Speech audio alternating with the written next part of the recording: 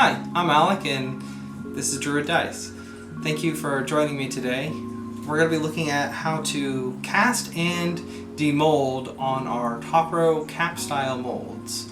Now we sell these at druiddice.com through the Etsy platform, and there's been a lot of folks asking how to properly demold dice and how easy it is to actually cast in them. So today we're going to be looking at the open face style, being able to do specialized techniques, as well as the correct way to demold the dice. So in order to demold, we're going to need to cast some dice, aren't we? Now today we're going to go pretty simple. We're going to be doing a purple and sky blue combo, two of my favorite colors here. And we're also going to be adding some hollow flakes. Now the trick we're going to be doing is we're going to do a two-part pour with a little bit of a swirl and suspension. With that said, let's go ahead and jump in and start casting some dice. So let's talk about the resin and other items we're going to be using to initially cast the dice today. My preferred brand is Liquidly Split by KS Resin. A big reason I like them is it's a 15-minute cure time. Now, I know that can scare a lot of people off, not having that much work time in order to get the dice exactly how they want or get certain colors the way they want. But a big benefit is not having to wait 30 minutes, 45 minutes, or an hour or more like other resin brands to get to that key syrupy consistency you're looking for really good color separation, as well as really good color holding when it comes to Petri. So if you haven't given it a try, I highly recommend picking up one of their sample sizes. That way you can get a feel for it. Now the 15-minute work time, if you have everything set up and prepped in advance, is really not that hard to work around, and you gain the benefit of getting your dice in the pot sooner. The other benefit is I can demold it in 6 hours or 8 hours if it's really cold in the room that my dice are curing in. You'll also need some cups ready to go, as well as your color choices and any inclusions like glitter. I'll have links to all the supplies I'm using down below.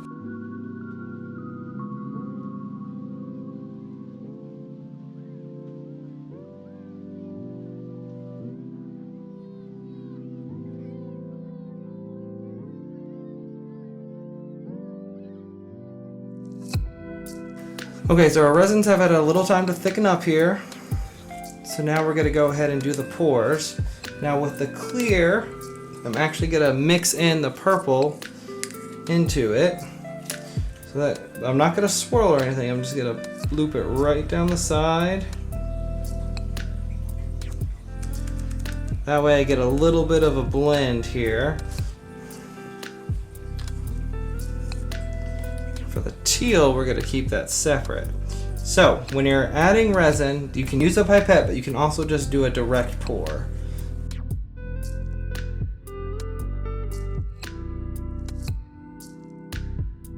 Now, you can see I overflowed everything here.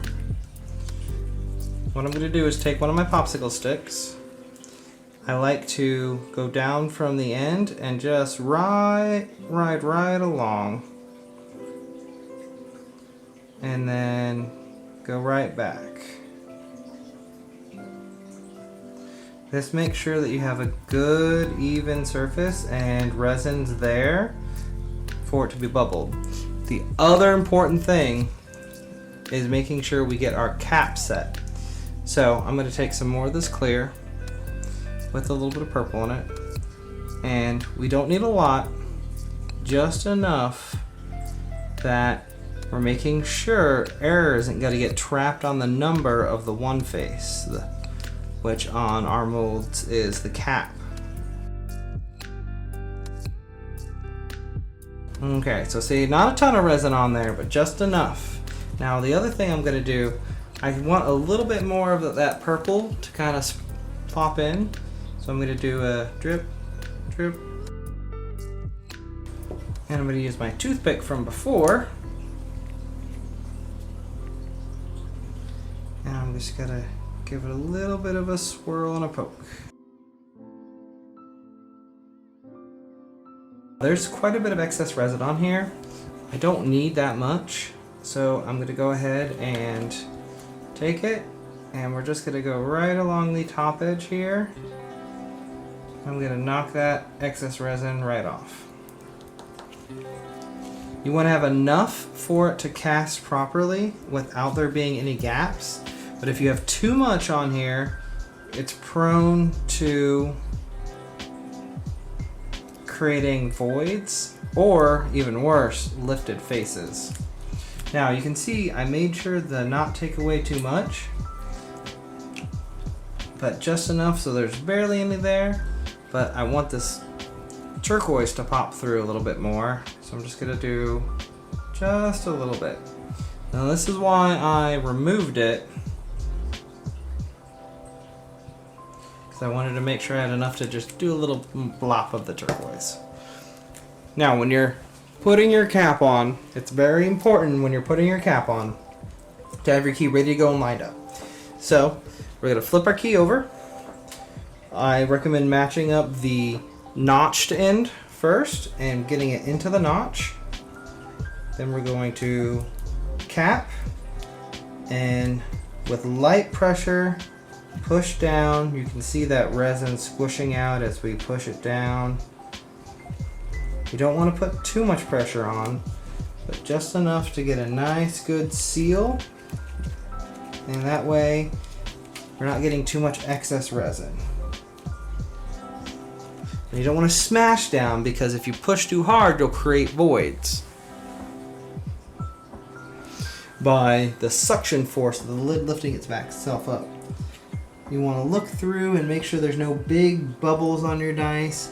A couple little bubbles, if you're doing pressure casting, is fine. Those bubbles are going to get condensed, and the excess resin on the lid is going to suck in. So it's important just to make sure your key is good and locked in. I tend to find the middle has a little bit more of an issue. All right. Now the other thing I recommend, and I'm going to take this glove off, is a little bit of tape.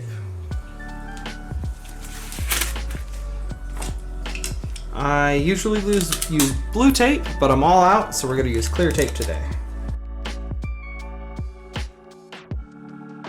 You're not trying to smash the lid down.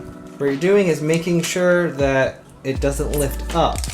So you just want it, nice light pressure as you go around and you tape the ends.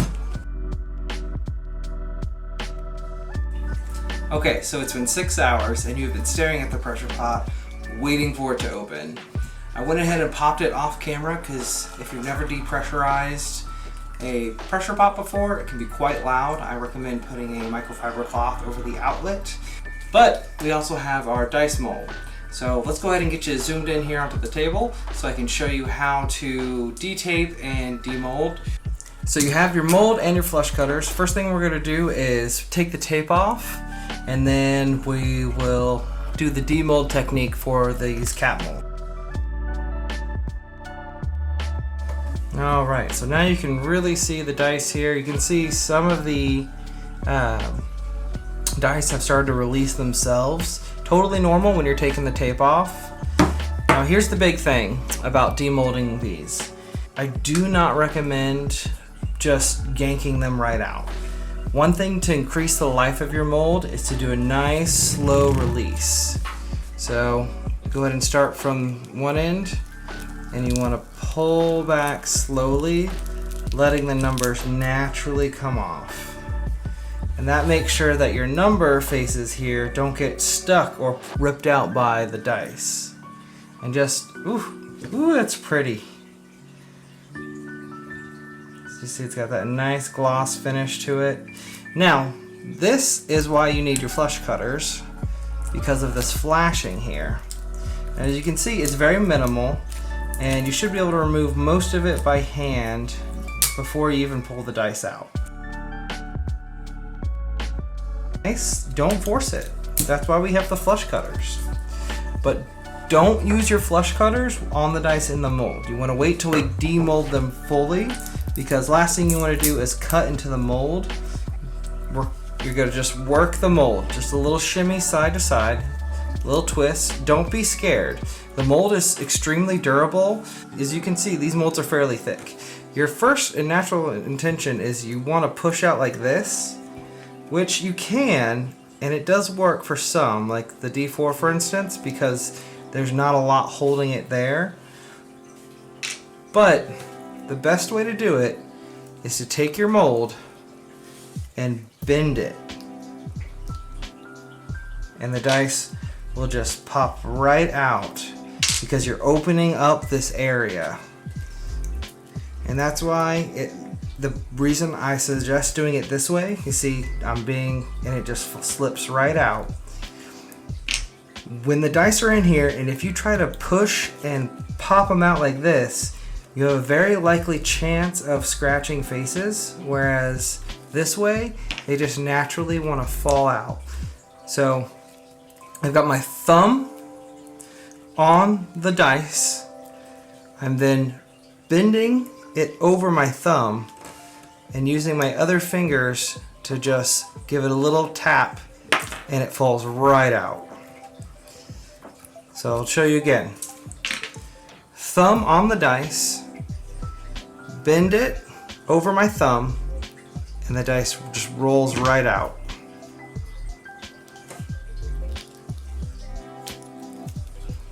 The D20s are the hardest because they have the smallest opening compared to their volume. And then once you get down to the end here, it can be really tough because you can't really bend it so much. This is when you want to grip onto the side of it like so. So you've got most of your fingers on the end, your thumb here, and then just compress.